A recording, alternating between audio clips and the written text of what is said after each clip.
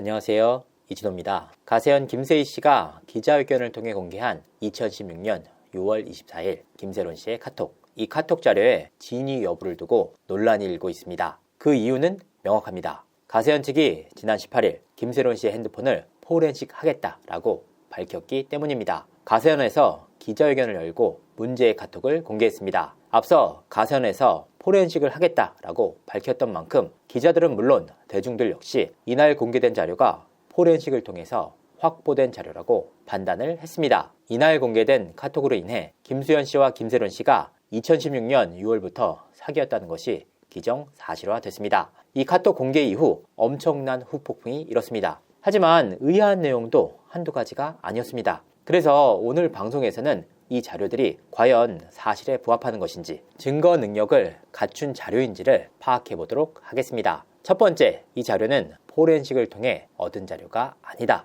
가세현에서 공개한 카톡에는 시간적 흐름상의 오류가 있었습니다. 동시간대 보낸 카톡임에도 불구하고 오후, 오전, 다시 오후라고 기재돼 있었습니다. 더욱이 2022년에 출시된 이모티콘이 2016년 당시 해당 카톡에 담겨 있었습니다. 추가적으로 공개된 카톡에서도 동일한 오류가 발생했습니다. 기자회견 당시 가세현 측에서는 이 자료가 포렌식을 통해 얻은 자료인지 아닌지를 밝히지 않았습니다. 부지석 변호사는 CBS와의 인터뷰에서도 현 단계에서 해당 자료가 포렌식 자료인지 아닌지 밝히기 어렵다라고 말했습니다. 하지만 이와 같은 오류들이 계속해서 지적된 이후 가세현에서는 이 자료가 재구성된 자료다라고 밝혔습니다. 재구성한 자료를 보도할 경우 본 내용은 재구성한 자료다라고 밝히는 것이 기본입니다. 가세현에서는 가장 기본이 되는 부분을 왜 숨겼는지 의아한 대목입니다. 두 번째, 김세론 씨의 카카오톡 탈퇴 여부. 김세론 씨는 최근 9년간 5대의 핸드폰을 가지고 있었다고 합니다. 이 5대의 핸드폰을 모두 포렌식할 수 있다는 의미입니다. 문제는 카카오톡의 특성입니다. 핸드폰을 교체할 때마다 개인 인증을 해야 새로운 핸드폰에서 카카오톡을 쓸 수 있습니다. 새 핸드폰에서 개인 인증을 하면 그 이전 핸드폰에서의 자료는 포렌식을 통해서만 확인할 수 있습니다. 문제는 김세론 씨가 지난 1월경 카카오톡에서 탈퇴를 한 적이 있었다는 겁니다. 얘가 평소에는 멀쩡한데 가끔씩 이제 막 불안하거나 좀 왜냐면 멀리 떨어져 있으니까 그럴 때 이제 제가 지금 카톡도 탈퇴했잖아요. 오빠가 카톡 다 계정 가지고 있고 인스타 계정 가지고 있어요. 그래서 오빠가 다 관리한단 말이에요. 이 부분은 본인이 직접 말하기도 했고 지인들 역시 김세론 씨가 카톡을 탈퇴한 적이 있다라고 말했습니다. 이 경우 김세론 씨의 최근 핸드폰에서는 탈퇴 이전의 카톡 자료를 추출할 수 없습니다. 포렌식 작업을 통해서도 그 자료를 확보할 수가 없습니다. 즉, 과거 핸드폰에서의 카톡 자료를 확보할 수 있지만 이 부분은 반드시 포렌식을 통해서만 확보할 수 있다라는 의미입니다. 문제는 권영찬 씨가 지난 30일 김세론 씨의 핸드폰을 포렌식하지 않았다라고 밝혔다는 겁니다. 이거는 변호사님이 대답을 해줬는데 포렌식 안 한 거예요. 포렌식 안 한 거. 변호사님이 얘기했어요. 이거 포렌식 안 했는데 있는 거라고. 애초에 포렌식조차 하지 않았는데 그 자료를 확보했다? 의아한 일입니다. 최근 형사소송에서 디지털 포렌식 작업은 필수적입니다. 대검찰청에서 내셔널 디지털 포렌식 센터를 따로 운영하고 있을 정도입니다. 증거 능력을 인정받기 위해서는 가장 필수적이고 기본적으로 해야 하는 작업인데 가세현에서는 어찌된 일인지 이 포렌식 작업을 하지 않았다는 겁니다. 세 번째, 복구 불가한 카톡 자료인데 어떻게 공개가 될 수 있느냐? 포렌식을 통해서 확보된 카톡 대화 자료가 아니다. 지금까지의 근거와 권영찬 씨의 입을 통해서 확인할 수 있는 내용입니다. 하지만 카톡 자료 복구 자체가 불가능한 것만은 아닙니다. 김세론 씨가 자신이 직접 보낸 카톡 자료들을 사진 형태로 캡처를 해서 따로 아이클라우드에 보관한 케이스라면 말입니다. 이 경우 포렌식 작업뿐만 아니라 아이클라우드를 통해 확보할 수 있는 자료로 남습니다. 그런데 이 경우라면 더더욱 이해하기가 힘든 상황입니다. 가세현 측은 지난 28일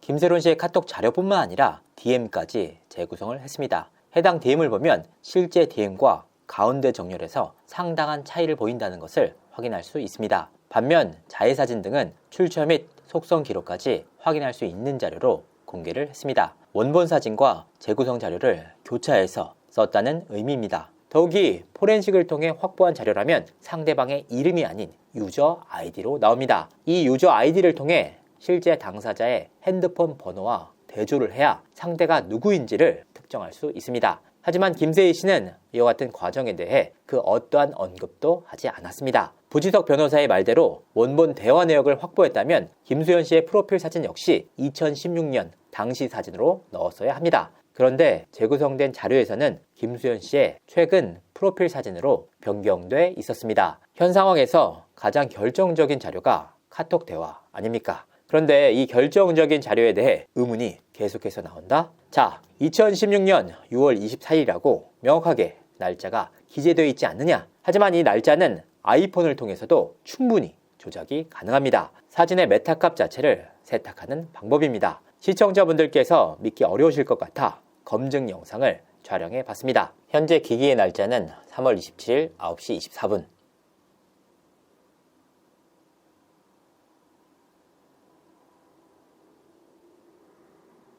(2025년 3월 27일이라고) 오늘 날짜라고 표기됩니다. 아무 조작 없이 카카오톡에 메시지를 보내면 2025년 3월 27일 목요일이라는 날짜가 생성됩니다.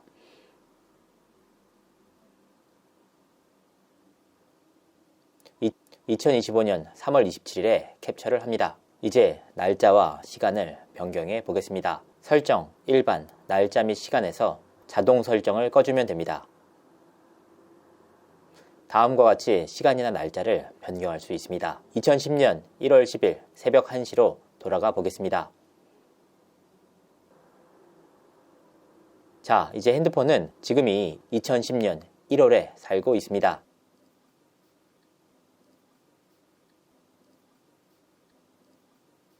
다시 캡처를 합니다. 사진도 몇 장 찍어보도록 하겠습니다.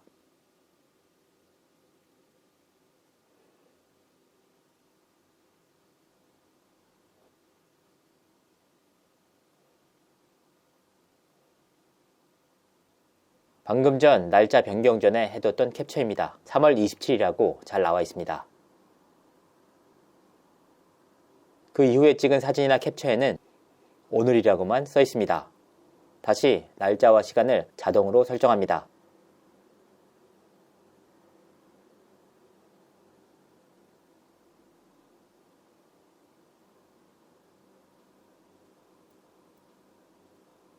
그렇다면 사진의 메타값은 어떻게 변할까? 시간 변경 전 해뒀던 캡처를 보겠습니다.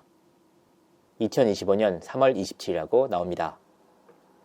시간 변경 이후 했던 캡처는 상단 바에도 2010년 1월 10일이라고 나옵니다. 역시 메타값에도 2010년 1월 10일이라고 표기가 됩니다.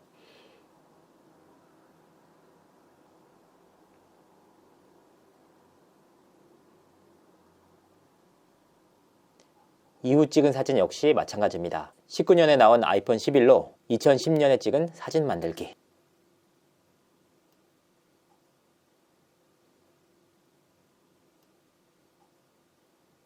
사진도 캡처도 모두 2010년이라고 나옵니다.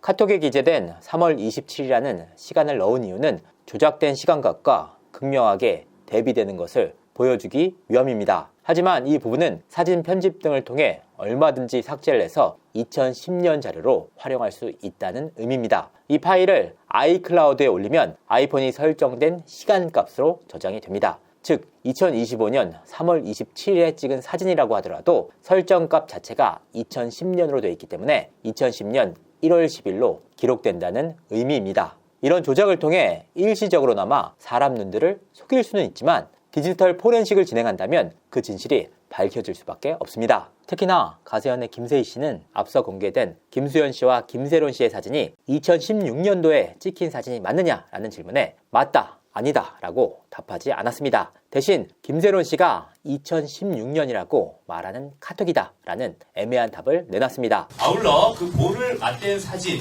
그 당시에 김세론 씨가 가족분들에게 이와 같은 카톡을 남겼습니다. 2016년도에 찍은 사진이었다라고 김세론 씨가 가족들에게 밝혔습니다. 객관적인 자료를 통한 답이 아니라 그 책임을 김세론 씨의 말로 밀었다는 겁니다. 하지만 그 근거가 되는 카톡에서도 의아한 부분이 있습니다. 당시 김세론 씨의 카톡을 보면 제 나이는 16살, 상대는 30살이었습니다. 그렇게 6년의 연애가 끝이 났습니다. 김세론 씨와 김수현 씨의 나이 차는 12세입니다. 김세론 씨가 16세 때 만났다면 김수현 씨의 나이는 28세가 돼야 합니다. 무려 6년이나 만났다는 연인 관계인데 가장 기본적인 나이 차이에 대한 인식 오류가 있다? 납득하기 힘든 대목입니다. 현 상황에서 이 모든 의혹들을 해소하는 단 한 가지의 방법은 포렌식 검증입니다. 대체 왜 원본이 있다면서 공개하지 않는 겁니까? 가세현에서 공개했던 저에 대한 녹취만 봐도 아실 겁니다. 결혼을 약속을 해서 다 버텨낸 거였어요. 정말 그랬어요. 그러니까 사장님 다 아실 것 같아서 제가 얘기 드린 거예요. 남자들이 있어요. 근데 실질적으로 지금 그냥 듣는 거니까 저도 그쪽은 전혀 몰라요.